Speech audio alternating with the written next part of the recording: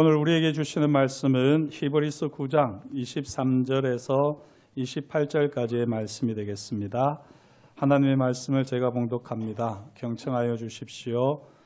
그러므로 하늘에 있는 것들의 모형은 이런 것들로서 정결하게 할 필요가 있었으나 하늘에 있는 그것들은 이런 것들보다 더 좋은 제물로 할지니라. 그리스도께서는 참 것의 그림자인 손으로 만든 성소에 들어가지 아니하시고 바로 그 하늘에 들어가사 이제 우리를 위하여 하나님 앞에 나타나시고 대제사장이 해마다 다른 것의 피로써 성소에 들어가는 것 같이 자주 자기를 드리려고 아니하실지니 그리하면 그가 세상을 창조한 때부터 자주 고난을 받았어야 할 것이로되 이제 자기를 단번에 제물로 드려 죄를 없이 하시려고 세상 끝에 나타나셨느니라.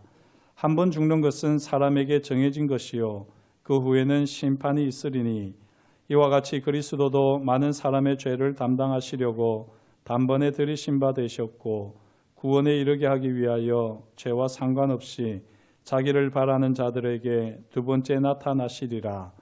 아멘. 이 말씀을 가지고 함께 은혜를 나누겠습니다. 먼저 한번 기도합니다.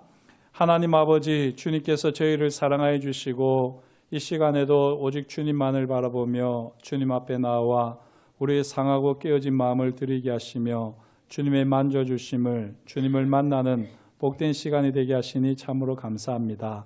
친히 우리 가운데 말씀하여 주옵시고 그 말씀으로 새롭게 된 우리가 다시 한번 주님과 함께 일주일을 살아갈 힘과 지혜와 능력을 우리 가운데 부어 주시옵소서. 말씀을 전하는 자나 듣는 자가 성령 안에서 하나 되게 하시며 부족한 사람의 죄와 허물은 십자가 보혈로 덮어주옵시고 오롯이 주님의 말씀만이 들려지고 경험되어지며 새겨지게 하여 주옵소서. 모든 것을 감사드려오며 예수님의 이름으로 기도드립니다. 아멘. 예감은 틀리지 않는다라고 하는 소설을 쓴 줄리언 번스라고 하는 분이 에세이를 냈었는데요. 웃으면서 죽음을 이야기하는 방법, Nothing to be frightened of라고 하는 책을, 에세이를 냈습니다.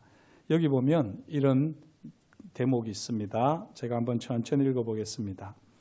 20여 년 전쯤에 쓴 일기장에서 이런 내용을 발견했다. 사람들은 죽음에 대해서 아무것도 두려워할 것 없다고 말한다. 그들은 재빨리 아무 생각 없이 그 말을 한다. 이제 그 말을 다시 해볼까? 천천히 곱씹어서 아무것도 두려워할 것 없다. 쥘 르나르는 말한다.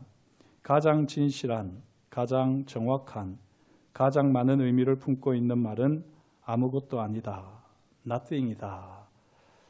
죽음에 대한 인식과 함께 죽음은 아무것도 아니다 여겼던 죽음 혐오자이자 무신론자였던 줄리언 반스가 40년 세월의 무게 앞에서 나약한 한 인간으로서 자신을 한계를 수용하면서 결국에는요 이런 말을 했습니다.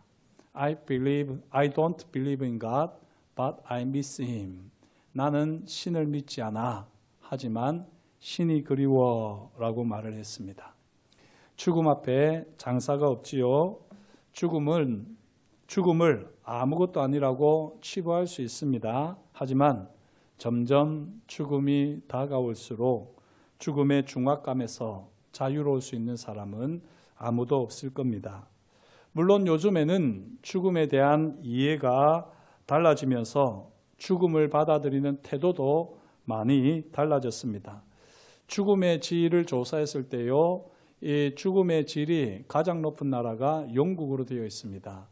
2009년부터 영국은 죽음 알림 주간을 매년 5월이면 개최하면서 다양한 죽음 관련 행사를 주최합니다. 죽음을 직면하고 죽음을 이해하고 준비하는 데 도움을 주는 데스 카페, 죽음 카페를 운영하기도 합니다. 웰빙과 함께 웰다잉을 추구하는 현대인들의 모습을 잘 보여주는 영국입니다. 하지만 이 줄리언 번스가 그리스도인들을 부러워하며 신이 그립다라고 표현했듯이요. 그리스도인들만큼 죽음이 익숙하고 죽음의 기술을 터득한 사람들은 없습니다. 사랑하는 성도 여러분, 죽음의 기술을 가지고 계십니까?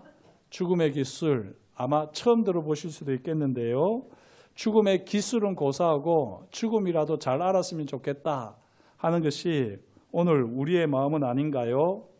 이 현대과학은 죽음을 부정하기에 이르렀습니다. 저도 이 부분은 따로 말씀을 드리기가 어려운데요. 좋은 죽음, 나쁜 죽음이라고 하는 책을 보면 그 책 7장 근사체험과 의식이라는 부분이 있는데 거기에서는 이 양자 물리학은 뇌 밖에서 의식이 존재할 가능성을 부인하지 못한다 이렇게 말을 하고 있습니다. 어렵죠? 예, 양자 물리학이라는 말만 들어도 어려운데 우리 이 뇌 밖에서 의식이 존재할 가능성이 있다고 주장할 수도 없지만 그것이 틀렸다고 또한 주장할 수도 없다는 겁니다. 뇌 밖에서 의식이 존재한다면요, 결국에는 나는 영원히 죽지 않는 겁니다.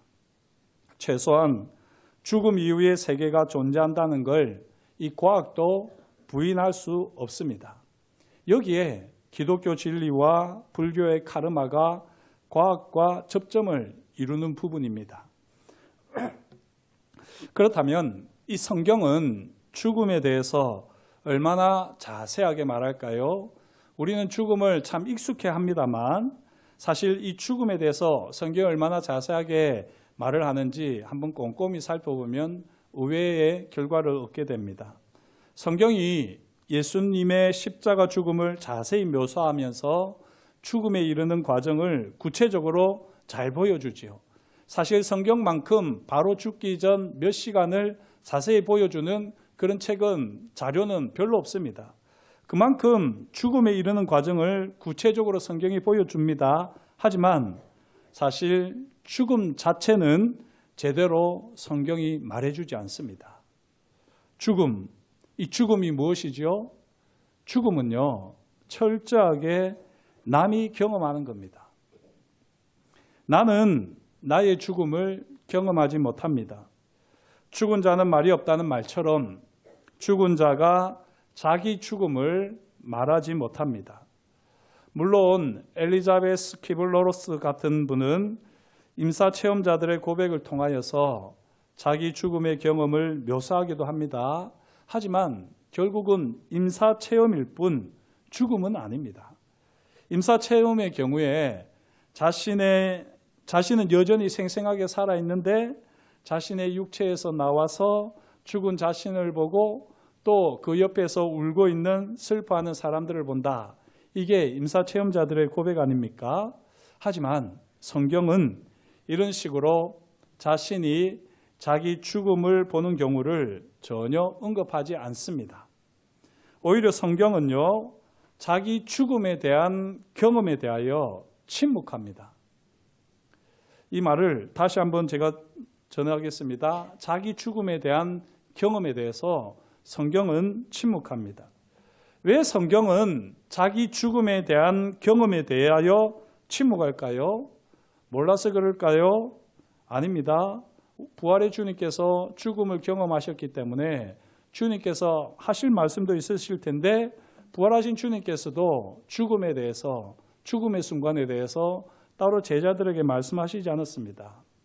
사실 성경이 자기 죽음에 대해서 침묵하는 것은 아닙니다. 자기 죽음은 전혀 다른 상황을 만들어낸다는 사실을 성경은 분명하게 말씀합니다. 하지만 우리가 거기에 대해서 잘 인식을 못하는 겁니다. 우리가 죽으면 어떻게 될까요?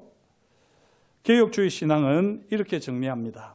누가복음 23장 42절 43절 이르되 예수여 당신의 나라에 임하실 때에 나를 기억하소서 하니 예수께서 이르시되 내가 진실로 내게 이르노니 오늘 내가 나와 함께 낙원에 있으리라 하시니라.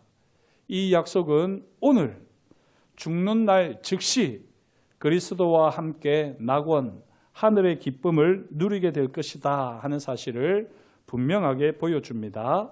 우리 주님께서 친히 직접 하신 말씀입니다. 빌립보서 1장 21절에서 23절 이는 내게 사는 것이 그리스도니 죽는 것도 유익함이라. 그러나 만일 육신으로 사는 이것이 내 일의 열매일진데 무엇을 택해야 할는지 나는 알지 못하노라. 내가 그 둘 사이에 끼었으니 차라리 세상을 떠나서 그리스도와 함께 있는 것이 훨씬 더 좋은 일이라 그렇게 하고 싶으나 바울의 고백입니다. 지금 여기서 바울이 말하려고 하는 것은요, 자신을 떠나서 죽는 순간이 곧 그리스도와 함께 있게 될 순간이라는 사실을 분명하게 보여줍니다. 고린도후서 5장 6절에서 8절 말씀입니다. 그러므로 우리가 항상 담대하여 몸으로 있을 때에는 주와 따로 있는 줄을 아노니 이는 우리가 믿음으로 행하고 보는 것으로 행하지 아니함이로라. 우리가 담대하여 원하는 바는 차라리 몸을 떠나 주와 함께 있는 그것이라. 그리스도 안에 있는 우리가 육체의 죽음을 맛보는 순간 우리는요, 현재의 존재처럼 일시적인 것이 아니라 영원 무궁한 영광스러운 하늘의 존재로 변화하게 됩니다. 하지만 우리가 영화롭게 되는 것은 육체의 부활이 일어나는 순간까지 완성되지 못할 겁니다. 이게 우리 개혁주의 신학인데요. 죽음 이후 부활하기 전까지 이 기간을 중간 상태라 이렇게 신학적으로 표현합니다. 이 중간 상태, 이 우리 믿는 자들의 상태를 칼빈은 이렇게 이야기했습니다. 미완성의 상태요, 기대의 상태요, 잠정적 축복의 상태다라고 말을 했습니다. 자, 이렇게 우리가 중간 상태에 있다고 신학은 정리를 하는데요. 분명한 것은 바울의 고백이나 예수님의 말씀을 통해서 알 수 있지만 우리가 죽을 때에 바로 주님께 그리스도와 함께 있게 된다 하는 것이 말씀이 우리에게 밝히는 바입니다. 개혁주의 종말론 안토니 후크마가 쓴 책에 보면요, 이렇게 그리스도인의 죽음을 정리하고 있습니다. 그리스도인에게 죽음이란 고향에 돌아오는 것이다. 죽음은 그리스도인의 순례의 끝이다. 왜냐하면 죽음이란 그리스도인이 자기의 진정한 집으로 돌아가는 것이기 때문이다. 여기서 자기의 진정한 집은 어디일까요? 앞에서 바울이 한 말, 주님의 말씀을 보면 알 수 있듯이 자기의 진정한 집은 바로 예수님의 품 안입니다.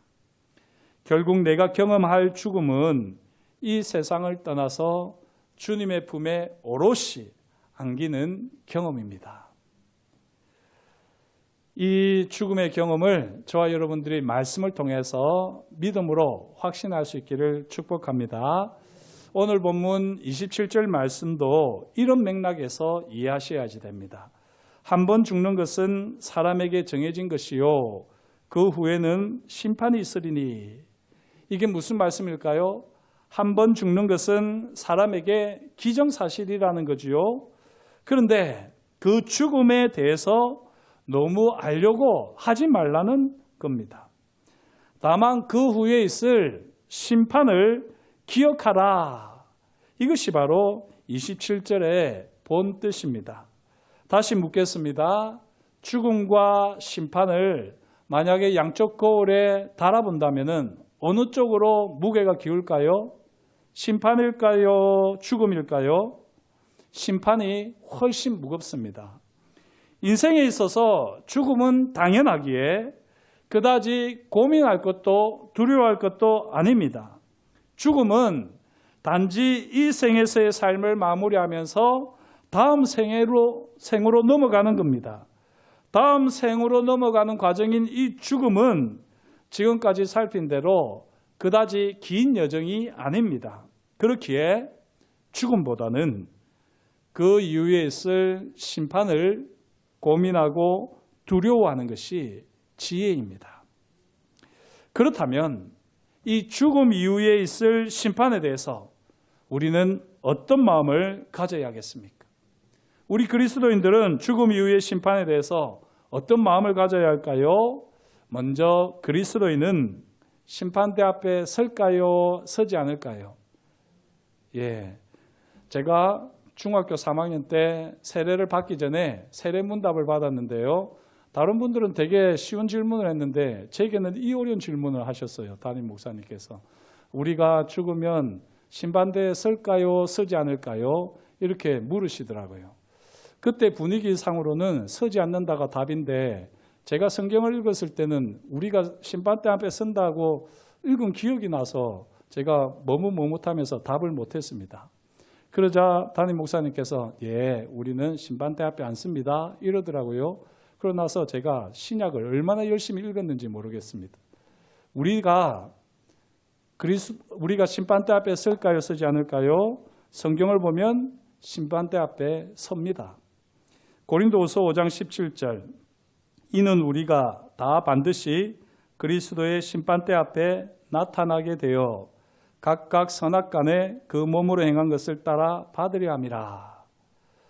여기뿐만이 아닙니다. 히브리서 10장 30절 원수 갚는 것이 내게 있으니 내가 갚으리라 하시고 또다시 주께서 그의 백성을 심판하리라 말씀하신 것을 우리가 아노니.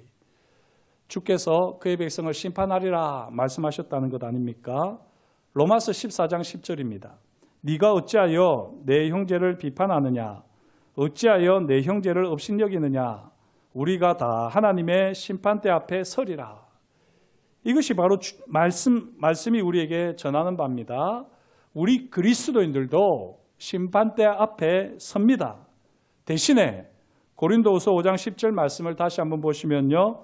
우리는 어떤 심판대 앞에 서지요? 그리스도의 심판대 앞에 섭니다.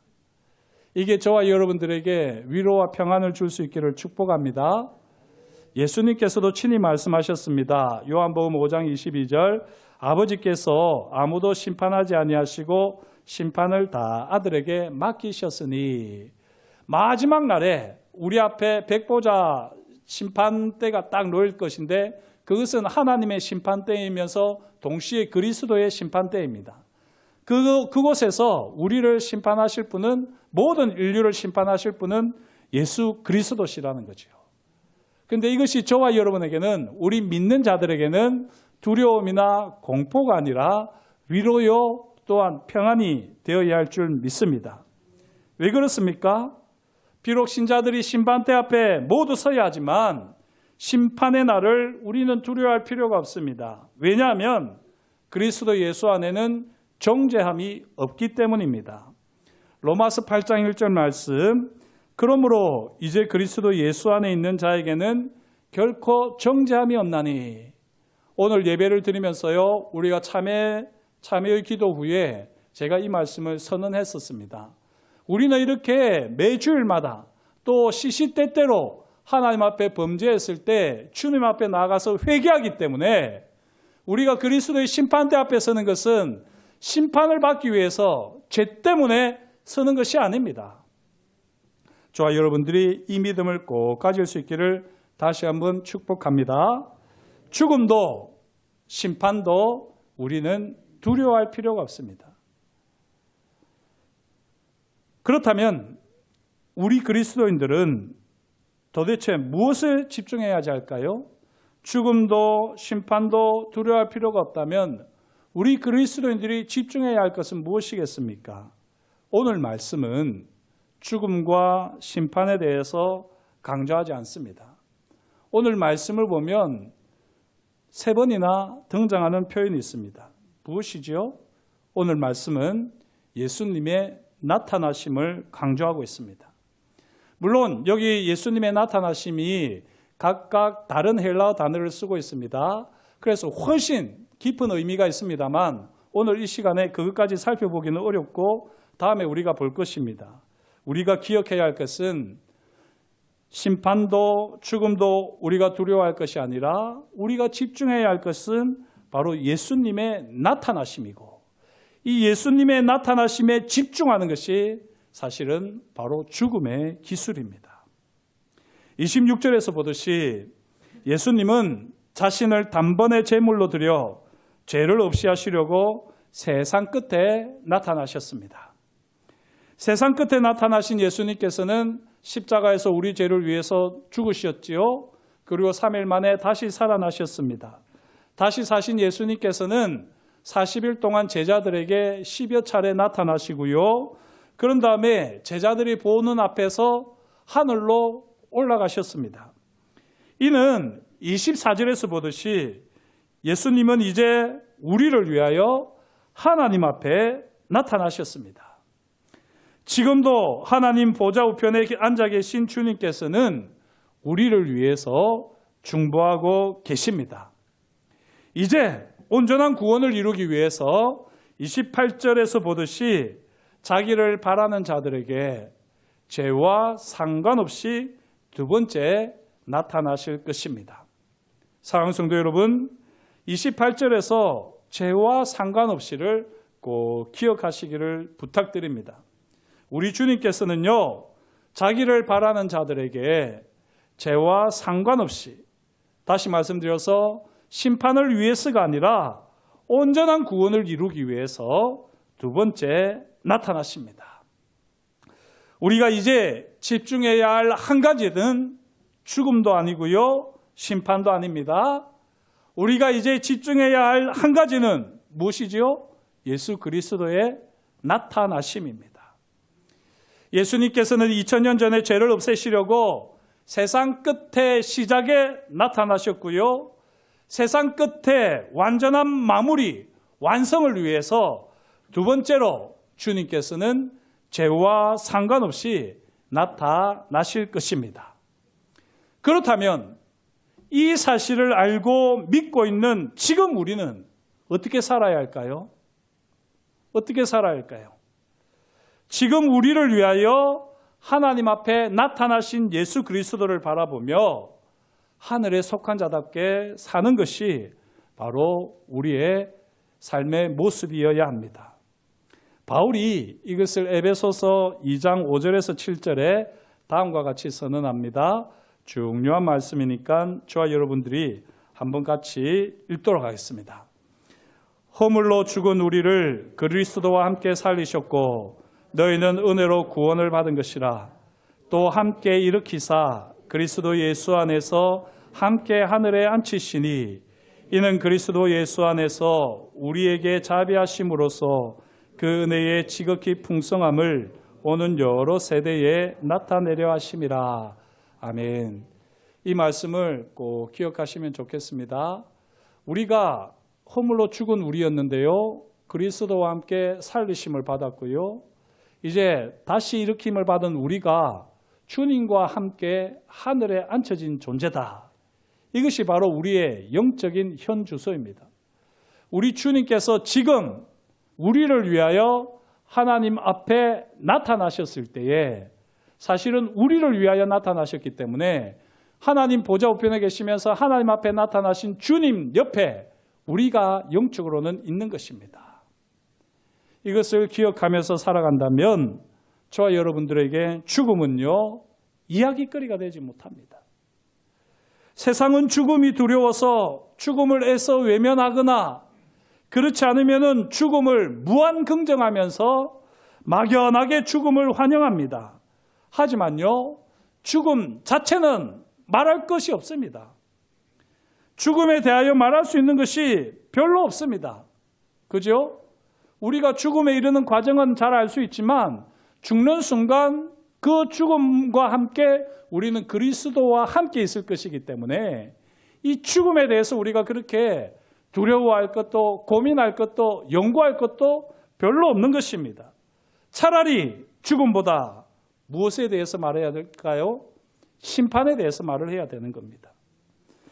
예수를 믿지 않기 때문에 심판을 받는 것이 아닙니다. 이렇게 전하면, 복음을 전하면 불쾌한 복음이지요.